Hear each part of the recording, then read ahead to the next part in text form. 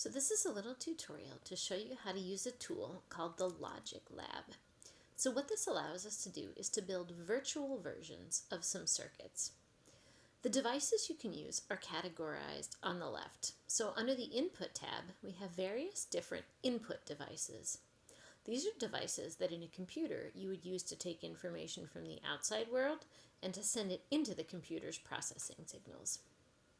Next, we have some logic ports. You might notice that there's an AND gate, which we used on our circuit board in class, an OR gate, which we also used on our circuit board, and a NOT gate. There are some others that you're welcome to explore and see if you can figure out what they do as well. We're going to skip over the flip-flops right now, although it is also fine if you would like to play around with those and explore. Within the extras, we have a splitter that takes one input and turns it into 3 outputs, and a delay timer, which I'll show you how to use shortly.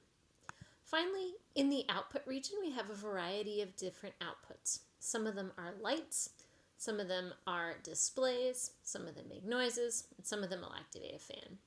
So let me show you how to build the very simplest kind of circuit. We're going to take this input, which is simply a push button. So you push down on it and you release it. You click down on it with your mouse and you release it to send an input.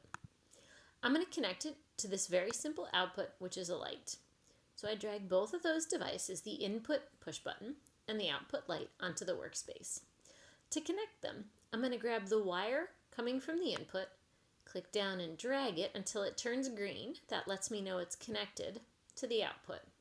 So now, every time I push the button, the light lights up, and as soon as I let go of the button, the light doesn't. Okay. So there's a nice simple circuit. If you decide that you don't like something you've dragged onto your workspace, you can simply take it and get rid of it. So we can plug a different output in. For example, now, when I push the push button, this little fan's going to start going. The longer I hold it down for, the faster it speeds up. I let go of the button and it slows down. Okay, so let's take a look at some other combinations of inputs and outputs and what they do. This one here is a switch. You can see I can switch it from off to on and back.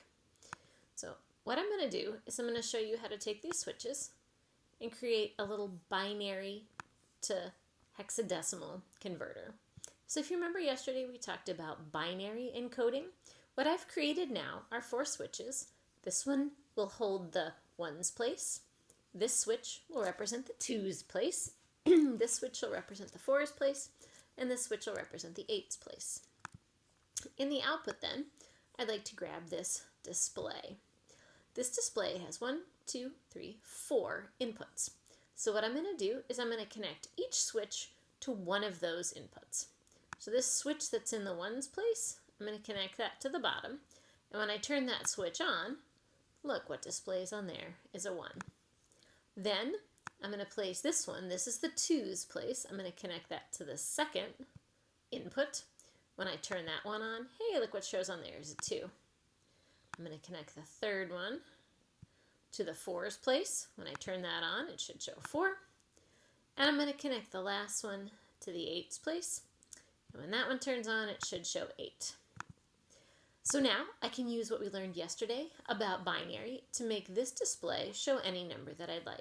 For example, if I want it to show the number 3, I would turn on a 1 in the 1's place and 1 in the 2 place. 2 plus 1 is 3.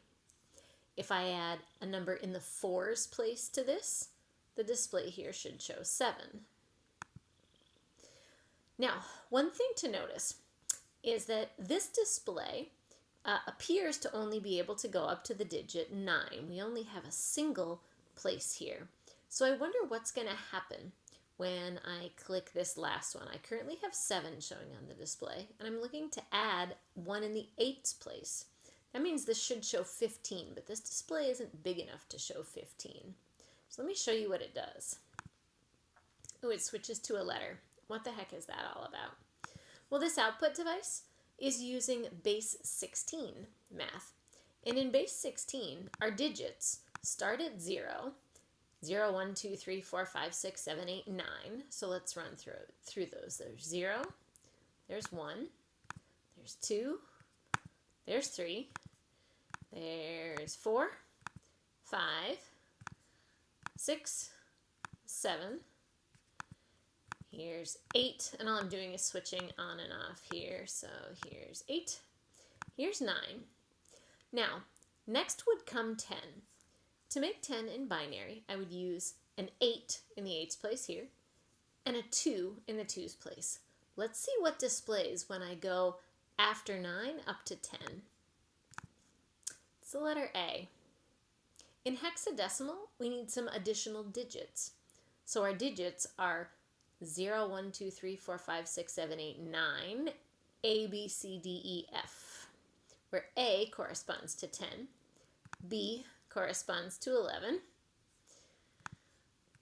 C corresponds to 12, D is 13, E is 14, and F is 15. So you can have letters there too, which means you can use these to spell out words. All right, I'd like to erase everything that's on the desktop right at the moment, so when I refresh it, it just clears what I had created there. A couple other things to show you. This input, where it says 1000, this is a pulse input. This sends a signal every 1 second. So let's connect that to an output that is a simple light. And what you'll see is automatically, without me doing anything, it sends a signal.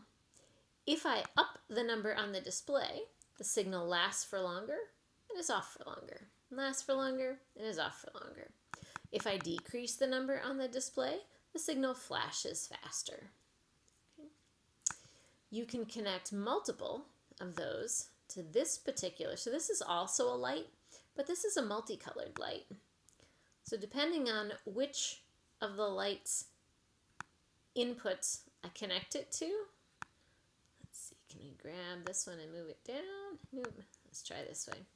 Depending on which input I connect it to, the light will flash a different color. And if you connect it to through the splitter, so this is a splitter, this can take one signal in and it'll send 3 signals out. You can actually have this activate multiple different colors. So I encourage you to play around with what different colors are possible. I also encourage you to think about what would happen if you did something like putting a delay timer in one of these lines. What would happen to the behavior of the light if you did that? Oh, now we made kind of a like disco strobe looking thing.